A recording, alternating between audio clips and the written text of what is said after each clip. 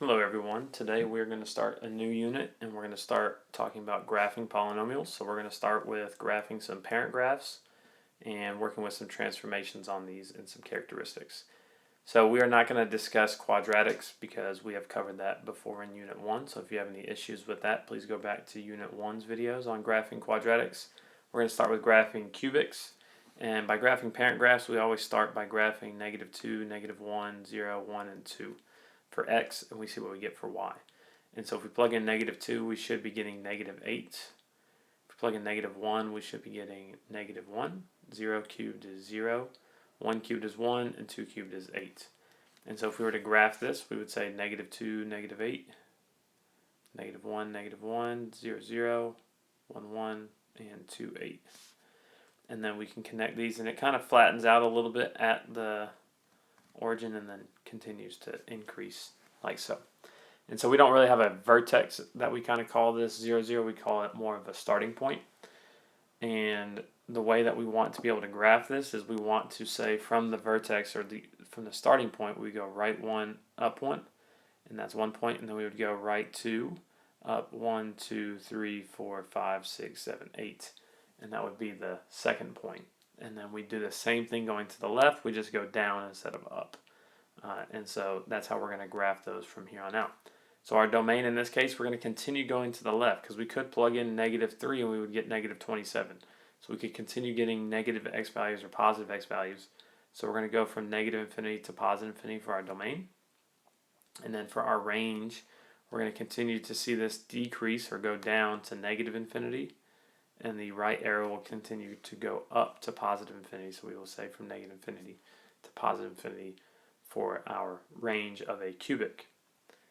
Looking at a quartic, we are going to graph these same points. So we're going to say -2, -1, 0, 1, and 2. If we plug in -2, make sure that we're using parentheses, that we're going to get +16. -1 cubed is 1, 0, to the fourth. 0 to the fourth is 0, 1 to the fourth is 1, and 2 to the fourth is 16. And so if we graph that, we can see that 16 is not on our graph, so we can't use that actual point on our 10 by 10 graph, but that could be a point used later on with transformation. So we want to make sure that we remember that. And so we would go -1, 1, 0, 0, and 1, 1. And then we do know that the next point is like up here, so we don't want to cross our value of x of 2. So we want to try to make this as skinny as we can, extending all the way to the top. Same as on the left side, we don't want to extend past -2. So it's a much skinnier, or it grows more rapidly than a quadratic. So we do want to kind of make that distinction when we are graphing these. And then for the same purpose, we could plug in -3 and find -3 to the fourth and continue to do all those numbers. We can go from -infinity to +infinity, or we can say that our arrows are going to continue going to the left and to the right. However, our range does not go from -infinity, but our range is similar to a quadratic, and then we're going to start with 0, or our vertex value of y, and then we're going to go to +infinity because we're going up, and we are going to include that 0. So how we graph from here is we would say we go right 1, 1 to the fourth is 1. We would go right 2, 2 to the fourth is 16. And so, like I said, we can't graph it on here, but we could potentially in the future. With graphing these, like I said, we should know quadratics already, but we take similar forms, and A, H, and K all mean the same thing. So all of these equations are the same thing except for the exponents, and the exponents do dictate what kind of graph and what the overall shape will look like. And so A, H, and K all mean the same thing. We're going to have our vertex, or in a cubic, we call it the starting point of HK, and then A is going to do stretching, shrinking, and reflecting. And so you want to be able to find your HK first and then work from there.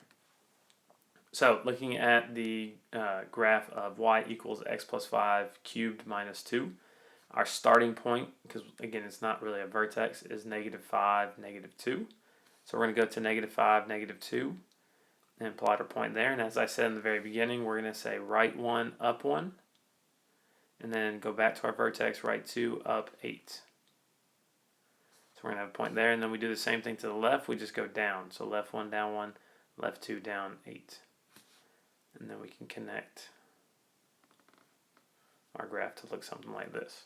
Our domain and range has not changed. We've moved to the left, but it's not going to change our domain, so we're still all real numbers.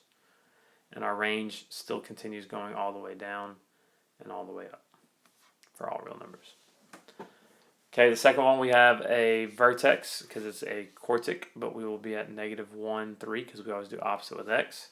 So if we go to -1, 3, and then we don't have an a value, so we know that we can just graph the parent graph. And so the parent graph for this, we go right 1, up 1, and then we would go right 2, up 16, which is going to be off our graphs. Then we go left 1, up 1, left 2, up 16 would be off our graph. So again, we just want to make sure that we know that this is a skinnier kind of parabola that does not cross -3 in this case or +1 in this case.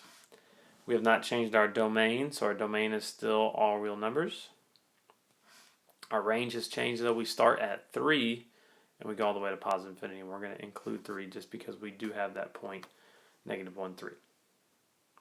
Okay, if we add some more transformations, so if we add some reflections and some shrinks or stretches, you take the same kind of approach. So we have -x minus 4 to the third minus 2.